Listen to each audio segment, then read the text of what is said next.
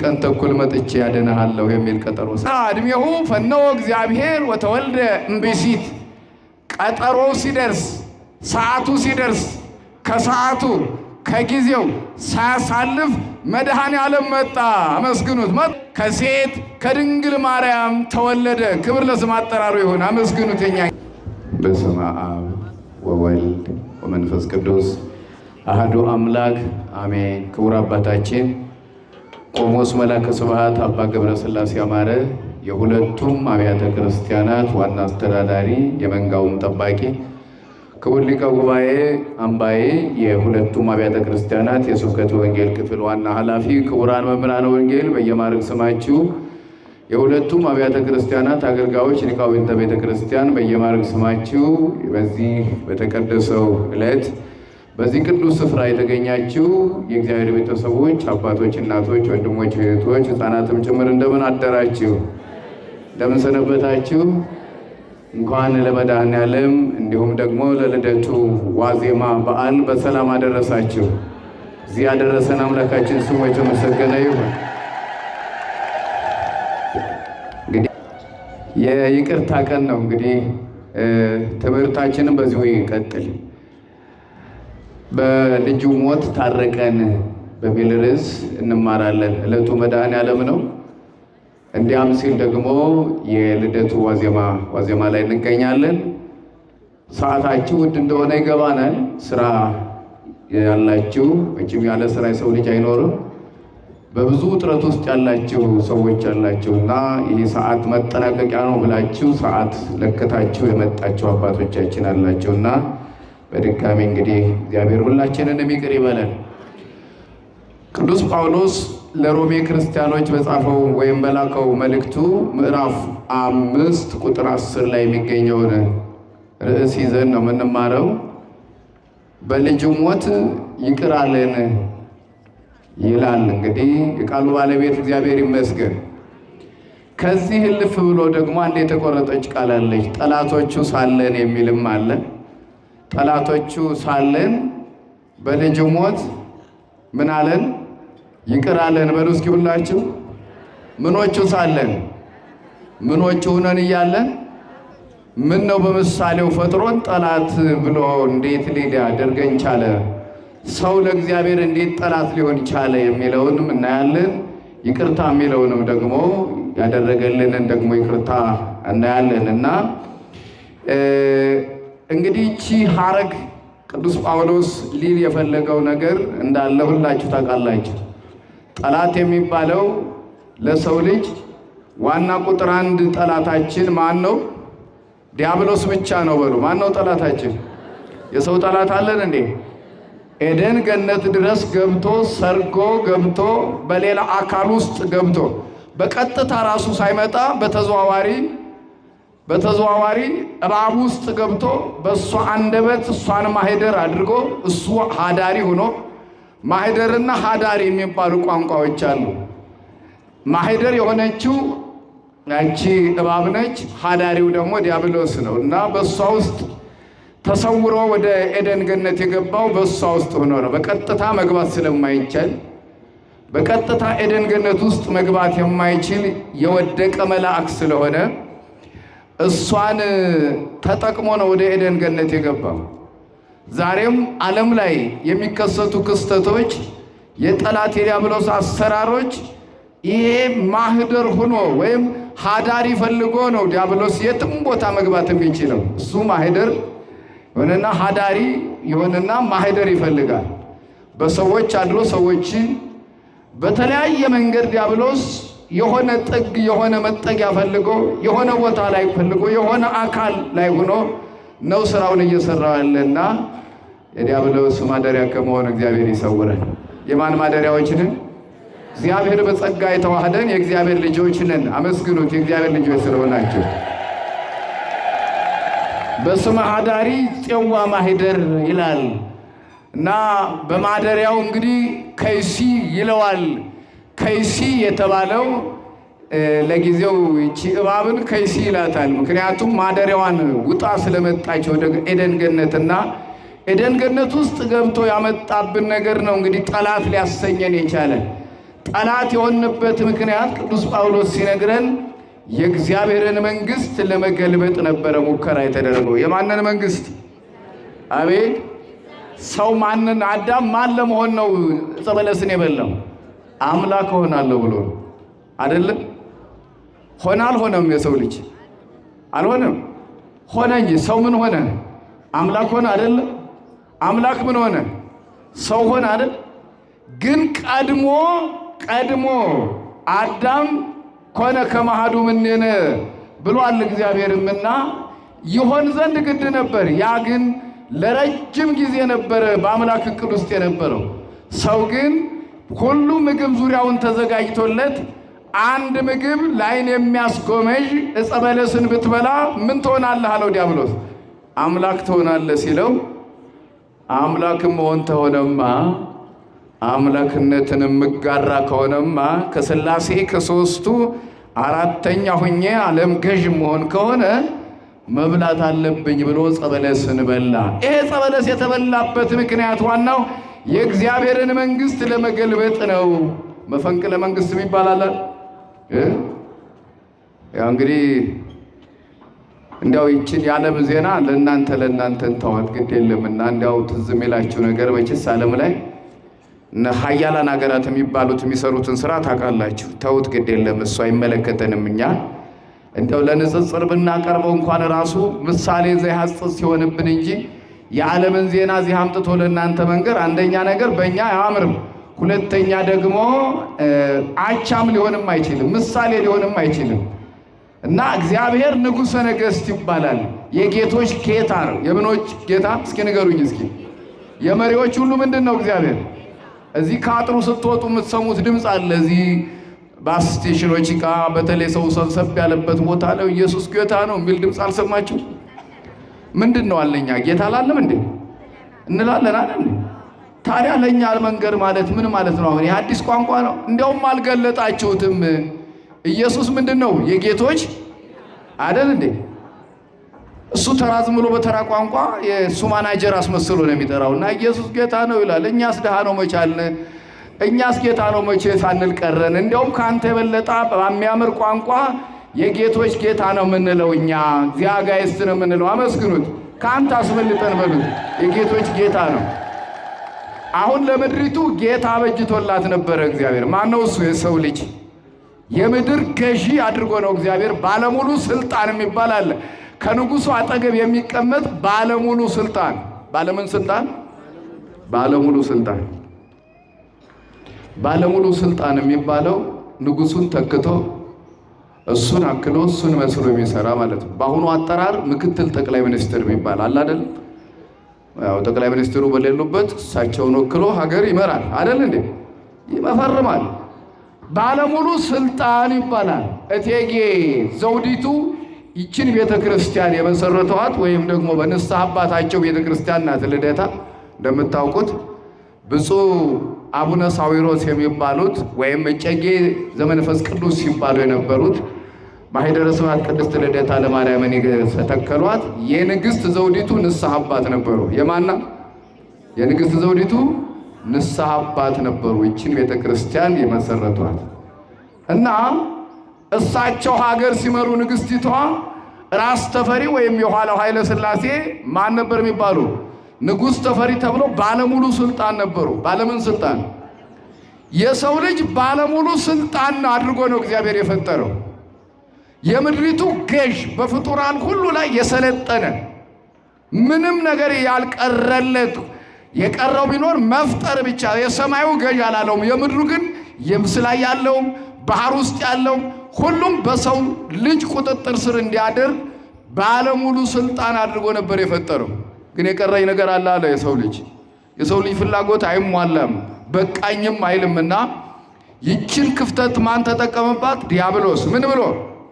ዕፀ በለስን አትብላ የተባልከው እኮ እንደሱ ፈጣሪ እንዳትሆንበት ነው የምትል በጣም አደገኛ የሆነ ምክረ ከይሲ ሰማ። አምላክ ትሆናለህ ሲባል አሃ የቀረኝ ነገር አለ ማለት ነው ለካ። እኔ እኮ ገዥ ነህ ንጉሥ ነህ ሲባል ተብዬ ስሾም ባለሙሉ ስልጣን ሆኛለሁ መስሎ የነበረ ለካስ ጸበለስን ብልበላ ምን አገኛለሁ? መፍጠር እችላለሁ፣ አምላክ እሆናለሁ ብሎ አሰበ። አስቦም አልቀረም፣ ስራ ላይ አዋለው። ይሄ ነው ጠላት ያሰኘው የሰው ልጅ። ጠላት ምን ያደርጋል? መንግስት በመንግስቱ እግዚአብሔር በመለኮቱ ቢገቡበት አይወድም። ጎልማሳ በሚስቱ እግዚአብሔር በመንግስቱ ንጉሥ በመንግስቱ ቢገቡበት አይወድም ይላልና እግዚአብሔርነትን ለማግኘት እግዚአብሔር ለመሆን ከእግዚአብሔር እንዳንዱ ለመሆን የእግዚአብሔርን መንግስት ለመገልበጥ የተሴረ ሴራ ስለነበረ ጠላት የሚሰራውን ስራ አዳም በመስራቱ ጠላቶቹ ሳለን አለ። ምኖቹ ሳለን ግን ደግሞ ምን አለ? ይቅር አለ። አመስግኑት። እግዚአብሔር ይቅርታ አምላክ። ግን ደግሞ ይቅር የተባልነው 5000 ዓመት ተፈርዶብን ነው። ስንት ዓመት? የስንት ዓመት እስራት አስፈርዷል? 5500 ዓመት እስራት አስፈርዷል። ቅጣት። ምክንያቱም የተሰራው ስራ ከባድ ነው። ከባድ አመፅ፣ ከባድ ወንጀል ነው የተፈጸመው። እግዚአብሔርነት ላይ መገዳደር፣ አምላክ ለመሆን በማሰብ ብቻ አይደለም፣ የጠላትን ምክር ሰምቶ እግዚአብሔር ላይ በተደረገው አመፅ 5500 ዓመት ፈርጄብሃለሁ ተብሎ እንኳን አምላክ ሊሆን ከተቀመጠበት የኤደን ገነት ውስጥ ተባረረ። የማይሆን ነገር መሞከር፣ ለኛ ያልተፈቀደ ነገር ማድረግ ይዞት የሚመጣው መዘዝ ከባድ ነውና በተሰጠን ብቻ ጸንተን እንድንኖር እግዚአብሔር ይርዳን። አሜን አሜን በሉ እስኪ። የተሰጠንን ጸጋ እንድንጠቀምበት እግዚአብሔር ይርዳን። እና ዓለም ውስብስብ ውስጥ አንድ ሰው ብቻ አይደለም የበደለው። በአንድ በአዳም በደል ዓለም በሙሉ ተቀጣ። 5000 ዓመት ይዞት የመጣው ቅጣት በነፍስም በስጋም ነበረ። በሁለቱ በምን ነበረ? በነፍስም በስጋም ነው ቅጣቱ። በሁለት ነበር። በስጋ ሰዎች ሲወለዱ ገና ከእናታቸው ማህፀን ውስጥ እያሉ ዲያብሎስ እንዲቆራኛቸው ይደረግ ነበረ። እናት ሆድ ውስጥ እያለ ሕፃኑ ማን ይቆራኘዋል? ሰይጣን ተቆራኝቶት ይወለዳል። ከተወለደ በኋላ ደሞስ በስጋ እዚህ ምድር ሲኖር ኃጢአት ያሰራዋል፣ ጣዖት ያስመልከዋል። በዲያብሎስ ቁጥጥር ውስጥ በዲያብሎስ ቅኝ ግዛት ውስጥ ዓለም እንድትኖር ተፈረደባት። ስንት ዓመት አላችሁኝ? 5500 ዘመን የቁራኝነት ዘመን። ሰው እናት ልጅ ጸንሻለሁ ትላለች። ሰይጣን የተቆራኘው ልጅ ነው የምትጸንሰው የነበረው። ከቃሉ ጋር ናቸው። ማን የተቆራኘው? በጣም የሚያሳዝን እኮ ነው ያን ዘመን ስታስቡት። ነገ ልደትን ስናከብር እኮ ያ ሁሉ መርገም እኮ የጠፋልን እኮ የነፃነት ቀናችንን ነው የምናከብረው። አመስግኑት እስቲ እግዚአብሔርን እባካችሁ። ሰው ሲጸነስ አካል ከሰው አካል ከወንድ ልጅ አብራክ ተከፍሎ ከእናት ደም ተከፍሎ ሲጸነስ እናት ወድ ውስጥ ሰይጣን ጭምር አብሮ የሚቆራኘውን ሕፃን እናት እየወለደች ወደዚች ምድር ሲመጣ ደግሞ ጣዖት እያስመለከው ኃጢአት እያሰራው በቅኝ ግዛት በባርነት ተጨምድዶ የሰው ልጅ በስጋዊ ቅጣት በነፍሱም ቅጣት ሙቶ እንኳን እንዳያርፍ ሲሞትም እዚያ መቃብር ውስጥ ተቆራኝቶት በመቃብር ውስጥም ይቆራኘዋል፣ ነፍሱንም በስጋው ውስጥ በሲኦል ውስጥ ይቆራኘዋል። እንዲህ አይነት ቁራኝነት ነበረ። 5500 ዘመን የቁራኝነት ዘመን በመሆኑ ዘመኑ ራሱ ምን ይባላል? የፍዳ ዓመት። እስቲ ከኔ ጋር በሉት። የመርገም ዓመት። የምን ዓመት? በጣም እኮ ከባድ ነው። 5500 ዘመን ዘመኑ ራሱ ሲቆጠር ጥር ወይም ታኅሳስ 27 ቀን ዓመተ ፍዳ ዓመተ ኩነኔ እየተባለ ነበር ይጻፍ ነበር። ምክንያቱም የሰራነው ስራ ከባድ ስለሆነ ጠላት ያስባለንን ስራ ስለሰራን የእግዚአብሔር ጠላቶች ሆነን ይሄንን መከራ ተፈርዶብን 5500 ዘመን ተፈርዶብን ስንኖር ይለናል ቅዱስ ጳውሎስ። የሰው ልጅ የሰራውን ስህተት ያደረገው ኃጢአት የበደለው በደል ያደረገው አመፅ ትዝ ያለው መቼ ነው? ዕፀ በለስን ከበላ በኋላ ምንድነው ያለው? አዳም ራሱ ንስሐ ሲገባ በፈታሂነቱ መሐሪነቱ እንዳለ ትዝ አለው። እግዚአብሔር ፈራጅ ነው። ምንድነው ደግሞ ፈራጅም ሆኖ ደግሞ መሐሪ ነው። ምንድነው? አቤት መሐሪ ነው። መዝሙረ ዳዊት መዝሙር 11 ቁጥር 7 ላይ እግዚአብሔር ኃያል ወመስተአግስ ይለዋል። እግዚአብሔር ኃያል ነው። ከኔ ጋር በሉት። ደሞም ትዕግስተኛ ነው። ኃያል ሲባል እንደ ኃያላን ሀገራት መሪዎች እንደ ስጋዊ ኃይል እንዳላቸው እንደ መላእክት እንደ ረቂቃን እንደ መላእክት እንደ መንፈሳውያን ኃያላን የሚባሉት እንደነሱ መስሆን እንደነሱ ያለ ኃይል ሳይሆን ኃይል ስጋዊ ኃይል መንፈሳዊ ይባላል። እንደ አብርሃም ያለ ኃይል አይደለም። እንደ ሶምሶን ያለ ኃይል አይደለም። እንደ መላእክትም ያለ ኃይል አይደለም። ምሳሌ የሌለው ኃያል ነው እግዚአብሔር። ላድርግ ቢል ሁሉን ማድረግ የሚቻለው ለእግዚአብሔር የሚሳነው ነገር የለም የተባለለት እግዚአብሔር ኃያል ነው። ሁሉን ማድረግ ይችላል። የሚሳነው ነገር የለም። ግን ደግሞ ምንድነው? ታጋሽ ነው፣ መሐሪ ነው። አመስግኑት እስቲ መድኃኔዓለም።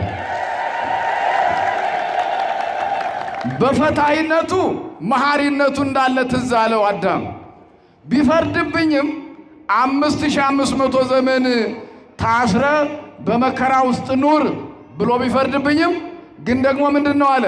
መሐሪ ነው፣ ይቅር ይለኛል፣ ይራራልኛል፣ ይምረኛል። እኔን መጥቶ ከገባሁበት መከራ ሁሉ ይቤዠኛል ወይም ያድነኛል ብሎ አሰበ። አዳም እና ምን አደረገ? ንስሐ ገባ። ምን አለ? ንስሐ ገባ። መጽሐፈ ቀሌምንጦስ በሚባል መጽሐፍ ምዕራፍ 5 ላይ ይህንን አሁን የተናገርኩትን በፈታሂነቱ መሐሪነቱ እንዳለ ትዝ አለውና ንስሐ ገባ። ንስሐ ቢገባ እግዚአብሔር ተገለጠለት። ርኅሩህ አምላክ ተገልጦ ምን አለው? ንስሐን ተቀብያለሁ፣ እንባህን አይቻለሁ። የሰራኸው በደል የሰራኸው አመፅ ያንተ ችግር እንደሆነ ሞት እንደመጣብህ ካንተም አልፎ ሌሎች ፍጡራን ሁሉ መርገም ውስጥ እንደገቡ ተረድተሃል። በመረዳትም አሁን ያደረግከውን የፈጸምከውን ጾም ጸሎትህን ሰምቻለሁና መጽሐፈ ቀሌምንጦስ ምዕራፍ 5 ላይ የሚነግረን ይሄ ቀጠሮ 5 ቀን ተኩል ነበረ። ስንት ቀን ተኩል? 5 ቀን ተኩል እመጣለሁ። ምን አድንሃለሁኝ፣ ከልጅ ልጅህ እወለዳለሁ፣ በሜዳህ እድሃለሁ፣ እሰቀላለሁ፣ እሞታለሁ፣ ሞት እንድል አድርጌ የሞትከውን ሞት ሙቼልህ እነሳለሁ፣ አድንሃለሁ ብሎ ቀጠሮ ሰጠኛ ጌታ። አመስግኑት እግዚአብሔር። ይሄ 5 ቀን ተኩል በእግዚአብሔር አቆጣጠር ነው። በማን አቆጣጠር? በሰው ልጅ አቆጣጠርስ 5500 ዓመት ነበር ለካ። ወአሰርቱ ምዕት ዓመት በቅድሜከ ከመ ዕለት እንተ ትማልም ሀለፈት። 1000 ዓመት ባንተ አቆጣጠር ትናንት እንዳለፈችው ቀን ናት ይላል። 5500 ዓመት ነበር ለካ። 5 ቀን ተኩል ሲባል አዳም መከራው ቀለለልኝ፣ አጠረልኝ፣ የቱንም ያክል በበድለው እውነት ነው እግዚአብሔር መሐሪ ነው ይቅር ይለኛል ብሎ ያችን 5 ቀን ተኩል እየቆጠረ ነበር። ለካ ቀኔው አልገባውም፣ 5500 ዓመት ነበር። የእድሜ ልክ ግን አይደለም። የእድሜ ልክ የሚባል አለ፣ ረጅም ዓመት ቅጣት የሚባል አለ። ኢትዮጵያ ባላት አሁን የረጅም ዓመት የምትቀጣበት ቅጣት ከ25 ዓመት አይበልጥም። ከስንት ዓመት? 25 ዓመት የመጨረሻው ጣራ ነው። የእድሜ ልክ ከሆነ የእድሜ ልክ እድሜ ይፍታል።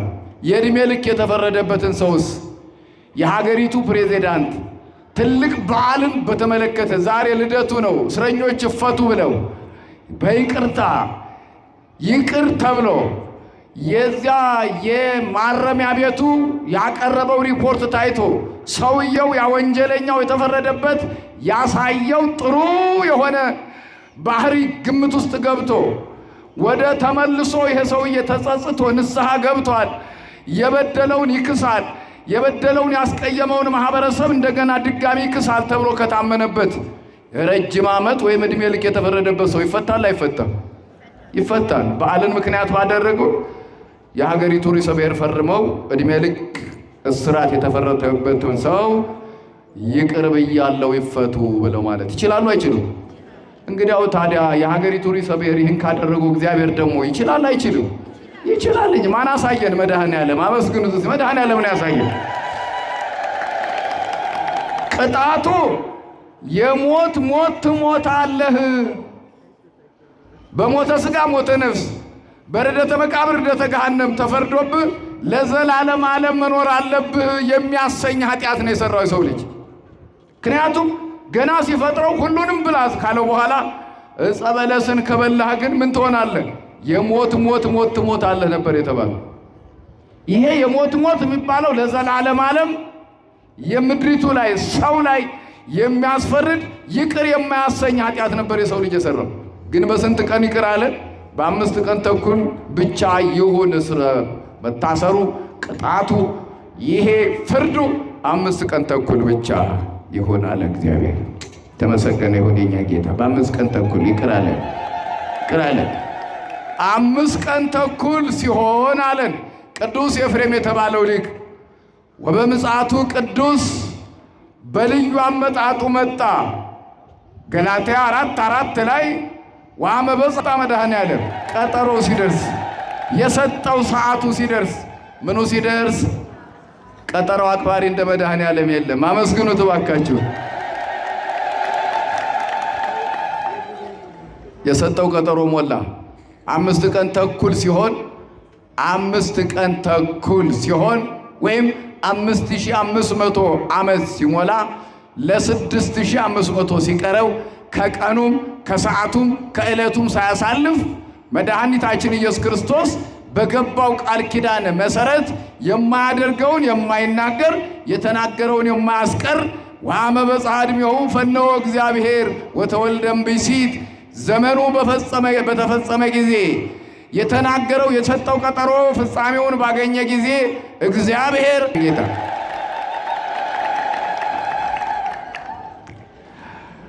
ለሰው በሚገባው ቋንቋ እንናገር እንጂ በሥላሴ ዕቅድ ውስጥ አልነበረም እንደ ይሄ ነገር። አዳም ፊት ዲያብሎስ መጥቶ እንደሚያስተው ሥላሴ ያውቃሉ አያውቁም? ያውቃሉ አይደል?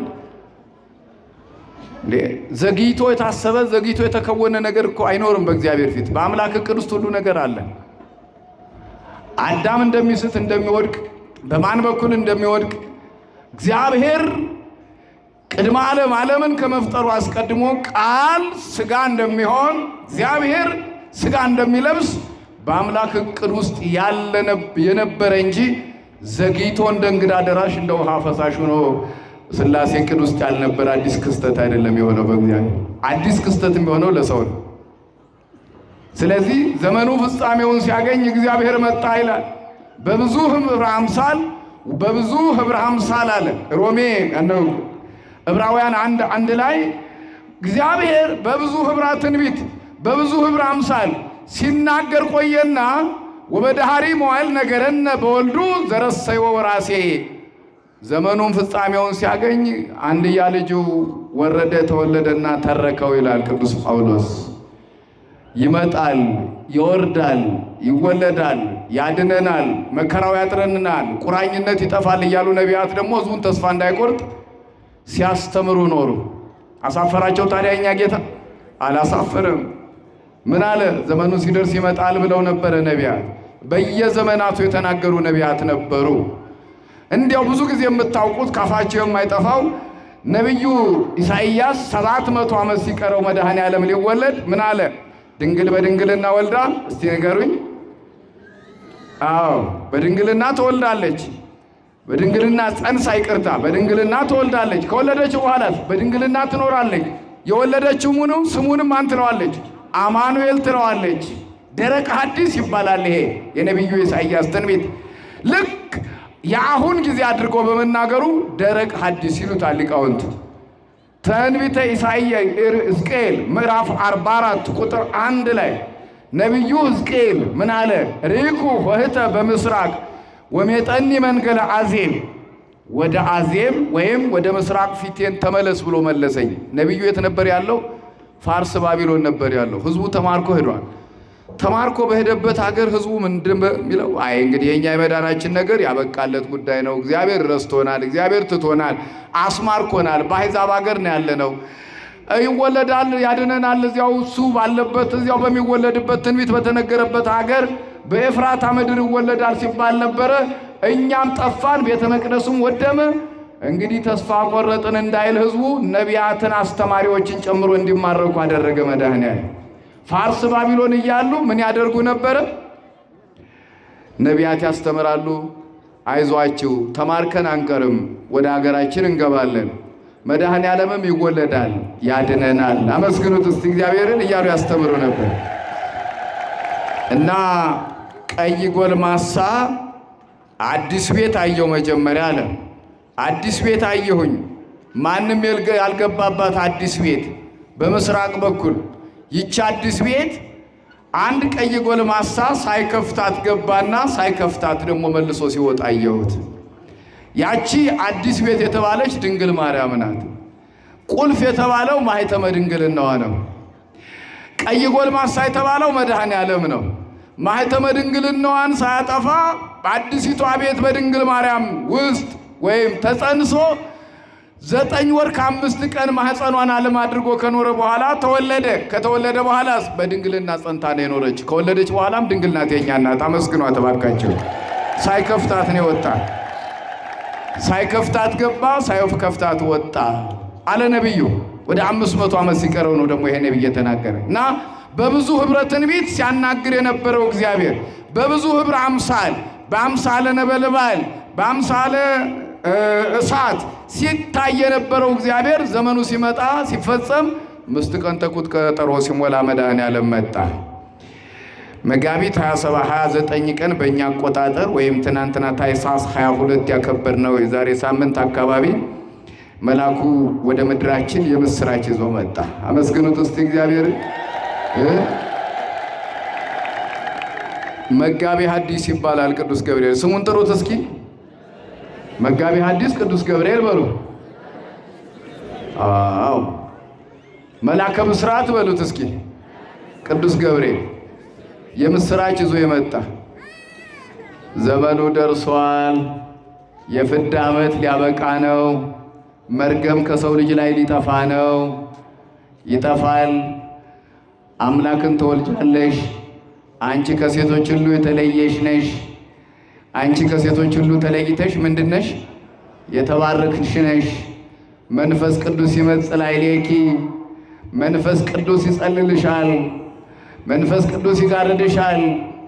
አዎ ከአንቺ የሚወለደው ወገኖቹን ከኃጢአታቸው ፍዳ የሚያድን መድኃኒት ይባላል። ስሙንም ኢየሱስ ትይዋለሽ። አመስግኖት እባካችሁ። ኢየሱስ ትይዋለሽ። ኢየሱስ ማለት ምን ማለት ነው? መድኃኒት በሉ እስቲ ሁላችሁ። መድኃኔዓለምስ ምን ማለት? የዓለም መድኃኒት በሉ ደግማችሁ ጥሩት። የዓለም መድኃኒት ኃይሎ ለስም ወፍካሬሁ አብጽሐ ቅዱስ መልአክ።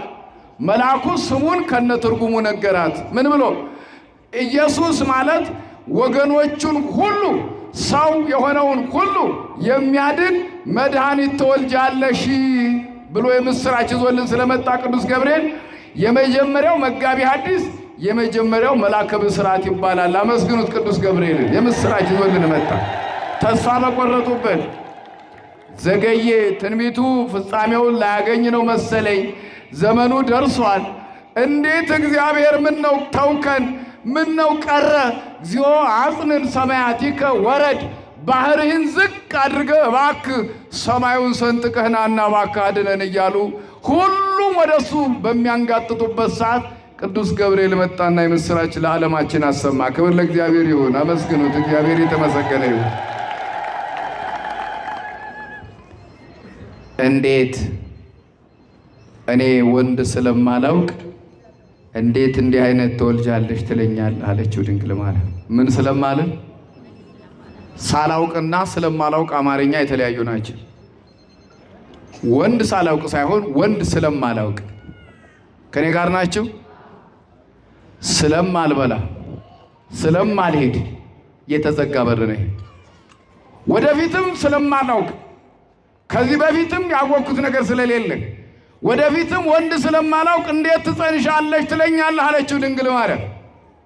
አልተጠራጠረችም፣ ተከራከረች። ግን በመጨረሻስ ግድ የለም አንቺ እንደ ሌሎች ሴቶች አይደለሽም፣ አንቺ ከሴቶች ሁሉ የተለየሽ ነሽ፣ ለእናትነት ተመርጠሻል። የመረጠሽ ደግሞ እሱ ብቻ አይደለም፣ እንድትመረጭ ሆነሽ የእግዚአብሔርን መስፈርት አሟልተሽ የተገኘሽ አንቺ ብቻ ነሽ አላት። አመስግኗል። አንቺ ብቻ ነሽ አለ። ሊቃውንቱ እስመ ሐረያ እግዚአብሔር ለጽዮንን ሲተረጉሙት እግዚአብሔር ድንግል ማርያምን መርጧታል ይላል። ቢመርጣትማ ምን ይደንቃል? እንጨቱንም መምረጥ ይችላል፣ ድንጋዩንም መምረጥ ይችላል፣ ሰውንም ማብቃት ይችላል።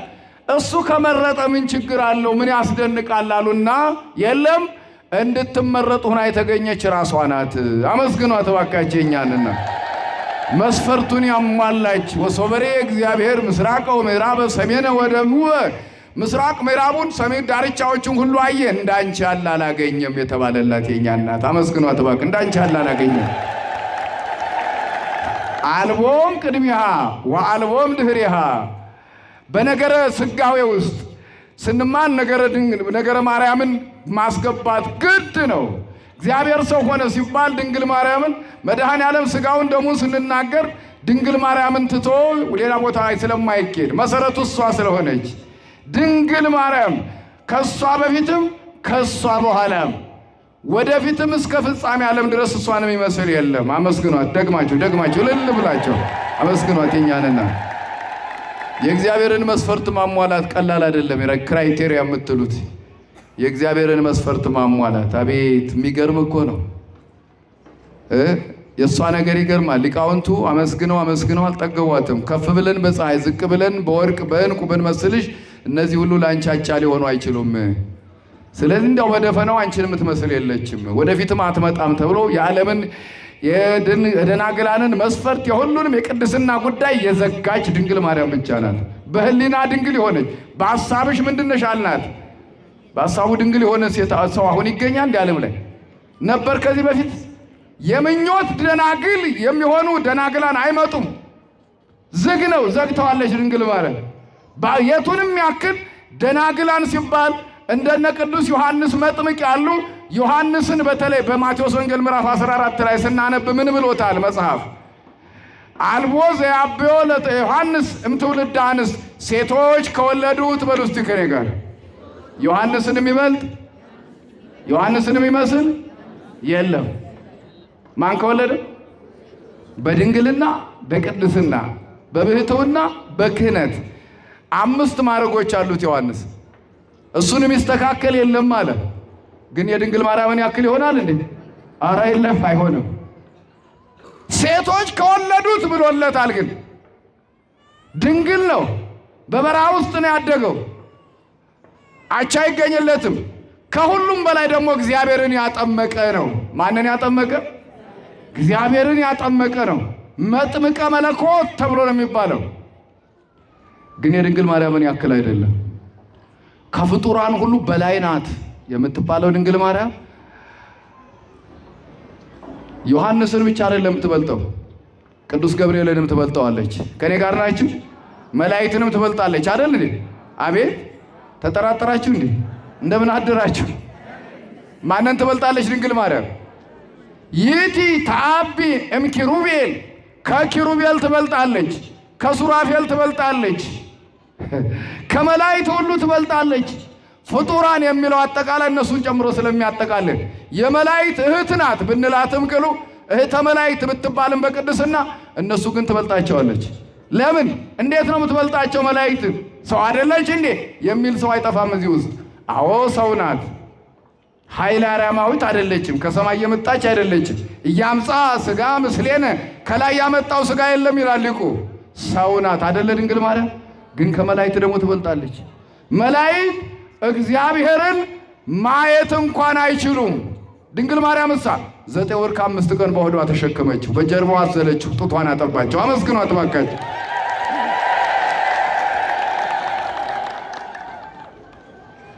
እኔ በእግዚአብሔር ፊት የምቆመው ማንኛ ለቅዱስ ገብርኤል በእግዚአብሔር ፊት ምን እምለው የምቆመው እግዚአብሔርን ምዳስሰው ብሏል እንዴ?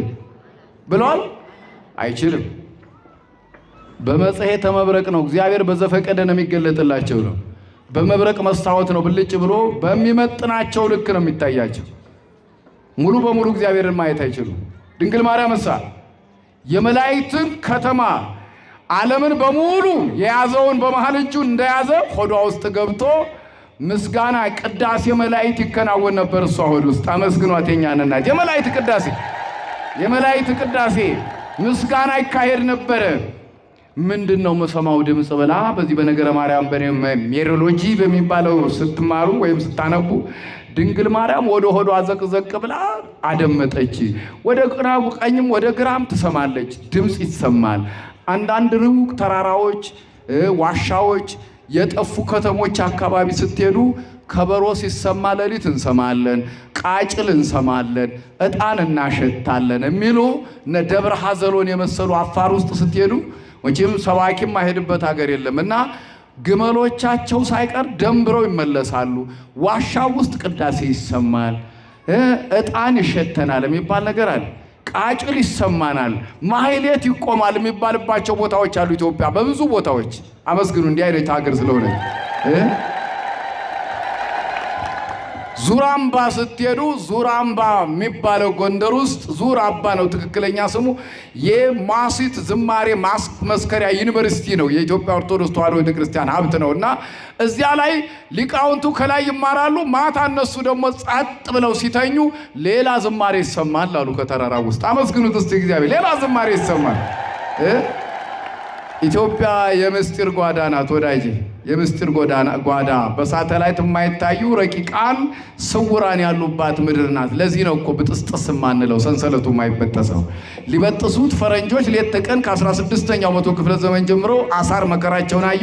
ይኸውና እስካሁን ተጋምደናለን። አመስግኑት፣ አመስግኑት። አዎ። እና ቅዳሴ መላእክት ይሰማ ነበረ ድንግል ማርያም ሆድ ውስጥ። ድንግል አጥነነት ርዕሳ መንገለ ከርሳ። ድንግል ማርያም ወደ ሆዷ ራሷን ዘንበል አድርጋ ስትሰማ ለካስ ቅዳሴው የሚሰማ እሷ ሆድ ውስጥ ነው። አቤት ይሄ ምስጢር! ኦ ዘመንክር ልደታ አምላክ! ይህ አምላክ መጸነስ፣ ይህ አምላክ መወለድ ምን ይረቅ ምን ይደንቅ! ለዚህ ለአምላክ መጸነስ ሰው መሆን አንክሮ ይገባል ይላል ሊቁ። አመስግኑት እባካችሁን። ሰው መሆኑ እግዚአብሔር እንዲያው በድፍኑ አመሰጠሩት፣ አዩት፣ ሁሉንም ነገር አሉ። አቅም እስከ በፈቀደ ድርሰት ደረሱ።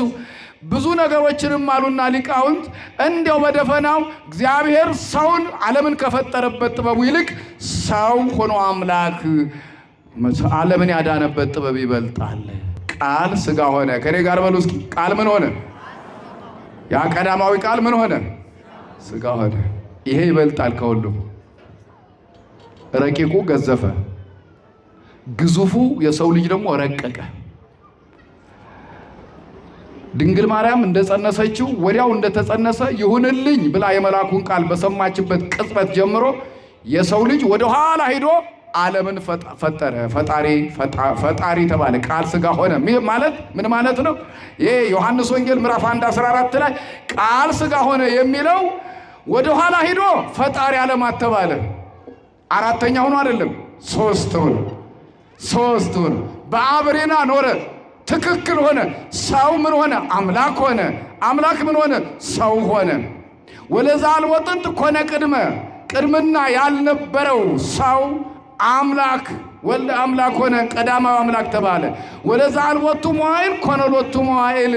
ዘመን የማይቆጠርለት መለኮት ደግሞ መድኃኔ ዓለም ኢየሱስ ክርስቶስ ተጸነሰ ተብሎ መጋቢት 29 ቀን አንድ ተባለ። ልደተ አምላክ አንድ ተባለና 2018 ዓመት ሆነው እግዚአብሔር ሰው ከሆነ። እንኳን አደረሳችሁ ለዚህ ቀን።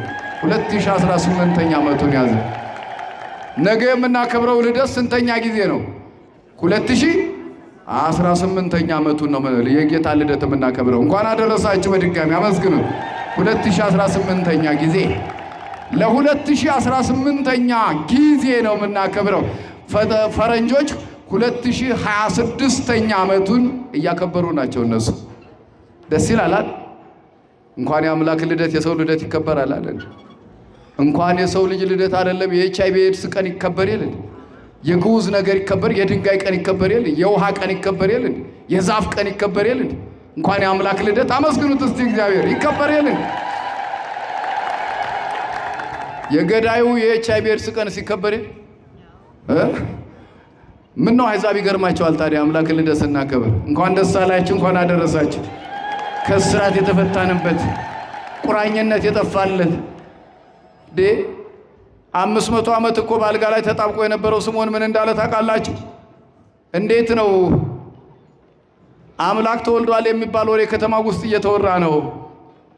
አንተ ተስፋ ታደርጋለህ ከዚህ አልጋ ላይ ተጣብቄ አልቀርም እያልክ ነው። በዚህ በሉቃስ ወንጌል ምዕራፍ 2:42 ላይ የምታዩት እንዴት ነው ዘመኑ የደረሰ ይመስልሃል አሉት። አዎ ደርሷል አለ ሽማግሌው። ጆሮ ሁሉ እኮ በደንብ አይሰማም። የስሜት ሕዋሳቶቹ አምፀዋል። ሰው እድሜው እየገፋ ሲሄድ የስሜት ሕዋሳቶቹ በሙሉ ለአእምሮ አንገዛም ብለው ያምጻሉ። እጅም አልጨብጥም ይላል፣ መንቀጥቀጥም ይጀምራል። ዓይንም አላይም ይላል፣ እግርም አልሄድም ይላል። መመሪያ አይቀበልም ከአእምሮ። ከኔ ጋር ናችሁ? ይሄ ሰውዬ ሁሉም ነገር አቅቶት በድጋፍ መንቀሳቀስ አቅቶት አልጋ ላይ ነው ያለው። እንደ ተዋን ተጣብቆ ይላሉ ሊቃውንት። እና አምላክ ተወልዷል ትላለህ? አዎ። ምን ሆንክ አሉት። መጋቢት 29 ቀን የሆንኩትን ሳላውቅ እንደው ሰውነቴ እንደ ወሬዛ ኃያል እንደ ምን ልበላችሁ እንደ ጎረል ረምሳ በአንድ ጊዜ ስሮቼ ሁሉ በሙሉ መዝናናት ያ የሚንቀጠቀጥ አካሌ ሁሉ ቀጥ ብሎ ቀናልኝ፣ መንቀሳቀስ ጀመርኩኝ። አምላክ ተወልዷል አላቸው። አልጋ ላይ ሆነው አመስግኑት እግዚአብሔር። ተወልዷል፣ አምላክ ተወልዷል፣ ዘመኑ ደርሷል። ግን ምኖቹ ነበር? ጠላቶቹ ነበር።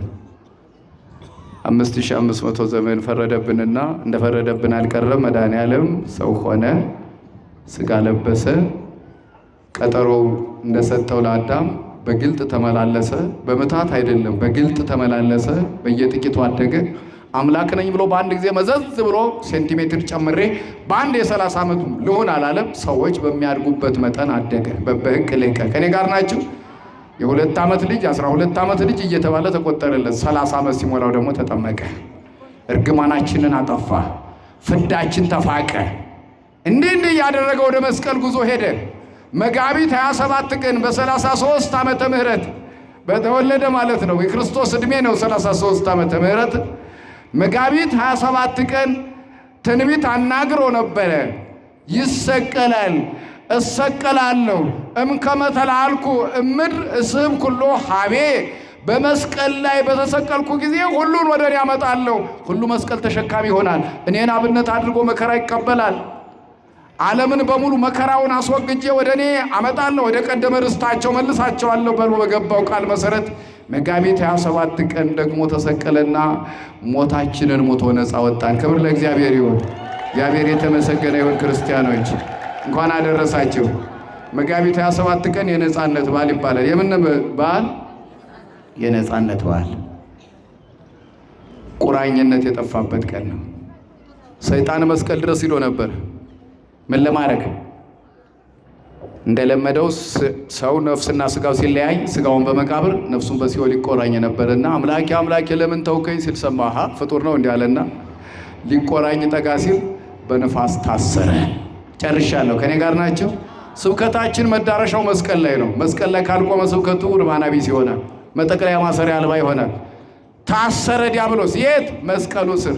ታዲያ መጋቢት 27 ቀን የምናከብረው በየወሩ በ27 ብናከብረው ለመድኃኔዓለም ያንስበታል እንጂ ይበዛበታል ወይ? የነፃነታችን ቀን እኛ ተፈተን ሰይጣን የታሰረበት ቀን እኮ ነው። እንኳን ደስ አላችሁ። እኛ ተፈተን በየወሩ በ27 ስታከብሩ ትዝ ሊላቸው የሚገባው እኛ ነፃ የወጣንበት ሞታችን የሞተበት። ማን የሞተበት? ሞታችን የሞተበት። እስኪ በሉ ይህን ቋንቋ ሞታችን የሞተበት። ቋንቋው ከበድ ይላል። በሞቱ ለሞት ደምሰሶ ይላል። ሞት ይለዋል ዲያብሎስን በግብሩ። ገዳያችን ዲያብሎስ የሞተበት፣ ቁራኝነት የጠፋበት፣ መርገም የጠፋበት፣ የተደመሰሰበት፣ ነፃ የወጣንበት፣ ገነት የተከፈተችበት 5500 ዘመን ታሽጋ የነበረችዋ ገነት፣ የእሳት ሰይፍ ይዞ ዘበኛ ይጠብቃት የነበረችዋ ገነት የተከፈተችበት በ27 የነፃነት ቀናችን እናከብራለን። እንኳን ደስ አላችሁ፣ እንኳን አደረሳችሁ፣ እንኳን አደረሳችሁ። አንድ ነገር ሳልተነፍስ ብቀር ይቆረቁረኛልና ደህና አደራችሁ፣ ረፈደባችሁ። ሳትጾሙ የከረማችሁትን ነው የጾማችሁ፣ ችግር የለም። የቄስ ጦም ነው እያላችሁ እንክት ስታረጉ የከረማችሁ። አይ እናንተን አላልኩም እነማማ ዝም በሉ። እናንተማ ዘወትር ኪዳን አስደራሽ አይደላችሁ? እንዲያውም እየቀደማችሁ ቄስ ቀድማችሁ እየደረሳችሁ እናንተን አይደለም አሉ የቄስ ጦም ነው እያሉ። እዚያ ስጋ ቤቱም ተከፍቶ ነው የከረመው አይደል? ስጋ ቤቱ ላይ ምን አለ ደግሞ? የክርስቲያን ስጋ ቤት ነው የሚል ምን አለው? መስቀል አለው ደግሞ እንድናምናቸው። እነሱ እኮ አላረዱትም። ታርዶ የመጣ ከቄራ ነው። ማን ይረዳው አይታወቅም። ግን እዚህ እነሱ ጋር ምን ይላል? ያኛውም ጨረቅ አድርጓል። እዚህ ደግሞ ምን አለ? መስቀል እና በሞቴ ምን ነው በጾሙ ከፍታችሁት ከረማችሁ? የክርስቲያን ከሆነ መስቀል ካለው ምን ነው ስቸበቸቡ ከረማችሁ? አይ ሲያስተዛዝብ። ምን ነው ደግሞ ጀብድ እንደሰራችሁ መስቀል አድርጋችሁ እዚያው ቤት ክንክት እያደረጋችሁ ምን ነው ጦም አይደለም ስትባሉ አይ እንኳን የቄሶች ነው ስትሉ የከረማችሁ እሳ ደግሞ እንዲያበልና ደግሞ ረቡ ነው አረ ዘንድሮ ምን በላ ልደት መቼ ቀን ላይ ሆነ? ረቡ እና የቄስ ጦም ነው ስትል የከረምከው ሰውዬ አሁንም ረቡ በጧት ልትበላ ነው? ምን ነው ወንዶቹ ላይ አፈጠጥክ እንዳትሉኝ። አረ በሞቴ ረቡ ከኛ ጋር ልትበላ ከሆነ እባክህ ነገርም አብረህ ደግሞ የቄስ ጦም ነው እያልክ እንዳትበላ አደራ። ስትበላ የከረምከውን ነው እየተናገርኩ ያለው። ሰምተሃል እኮ የኔ አቤት ምን ነው እኔ ነው እንደ ቄሱ አፈጠጡብኝ እንዳትል። ረቡ በጠዋት ለመብላት ቢያንስ እንኳን ነገ በደንብ መጾም አለብህ። ምንድነው ነገ እስቲ ንገሩኝ። ጋር ለሚጾምማ ችግር የለም እኮ ያው ረቡ እኮ ያው ምን ስንጾመው የከረመ ነው። ለማይጾመው እኮ ነው ለውጥ ነው የሚባለው። ጋዳ ወይም ጋድ ነው የሚባለው። ለውጥ ማለት የረቡ ለውጥ ማለት ጋድ ማለት መገለጥ ማለት አምላክ ሰው ሆነ ስንል የቆየው ማለት። ጋድ ግን ምንድነች? ለውጥ። የረቡን ለውጥ እባክህ በደንብ ጾምና ከኛ ጋር ረቡ በጧት ትበላለህ። እግዚአብሔር ከሁላችን ጋር ይሁን። ለንስሐ ሞት ያውቃል። ግን የልደት ዕለት እንዲያው ስጋ ቅርጫ ነው የምትገቡ ወይስ ወደ መድኃኔዓለም ስጋ ነው የምትመጡ? የትኛው ይበልጣል? አቤት ቅርጫውን ተውትና እስቲ እዚህ ቅርጫ መድኃኔዓለም እስቲ ሌሊት እዚያ ሰንጋው ላይ ሰልፍ ይዛችሁ ከማደር ይልቅ እባካችሁ ይህን ሁሉ ቃል ስትማሩ ከርማችሁ ስትጾሙ ከርማችሁ እባካችሁ ለቁርባኑ ያብቃችሁ። አሜን በሉ። ኧረ እንደው መቼ ነው የምንቆርበው? ስጋ ወልደ እግዚአብሔርን እንብላ እባካችሁ። ሞት የረከሰበት ዘመን ውስጥ ነው ያለነው። ወጥተን እየቀረን ነውና የአምላክን ስጋ ለእኛ ብሎ ሰው የሆነውን አምላክ ሰው ሆኗልና የእሱን ስጋ በልተን ቀርበን ቆርበን የማታልፍ ርስት መንግሥተ ሰማያት እንድንወርስ እግዚአብሔር ይርዳን። እግዚአብሔር ይስጥልኝ።